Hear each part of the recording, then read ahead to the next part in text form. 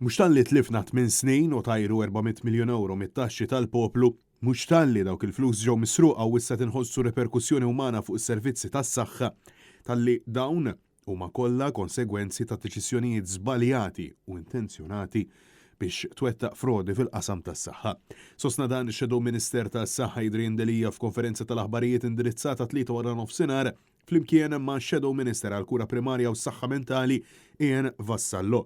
Fejn stqarr illi s-settur tas-saħħa huwa mifni bi problemi bl-isptar Mater Dei mhux ilaħħaq mad-domanda pazjenti skjerati u stivati f'kuruturi b'xi minn daqqiet letteralment taħt l-art imneżża mid-dinjità tagħhom. U insista li preżentament hemm problemi kbar f'dak li għandu x'jaqsam stok ta' mediċina u problemi ta' stennija fejn hawn persuni li ilhom jistennew xhur jekk mhux anke aktar minn sena għall-appuntament.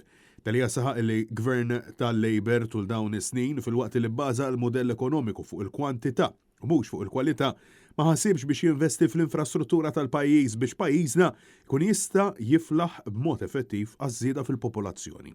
Għaldaqstant huwa insista il fil-waqt li l-breaking point għal dan il-qasam ma jinsabx il-bot għal pazjenti u individwi diġà huwa iżejjed. Dak li qed jistenna l-operazzjoni li ma ssirlux, il-breaking point diġà waslet tiegħu. Dak li għandu bżonn intervent u naf fuq xi qed nitkellem u ma laħaqx għamlu u tilef ħajdu.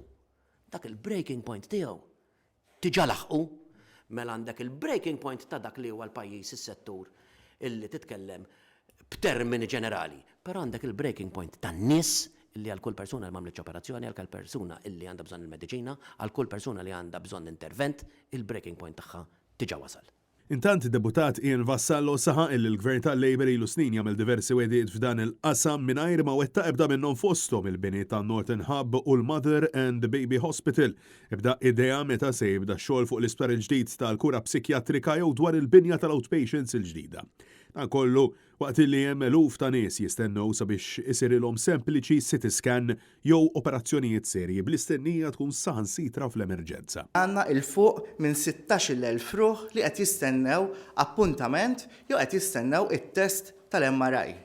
Nies 4,500 li qed jistennew CT scan. Dawn huma pazjenti li huma miġuajn, it-tabib, il-professur, il-professjonist, iddeċida li għandhom bżonn testijiet biex komplu javvanzaw fil-kura tagħhom u qed jistennew.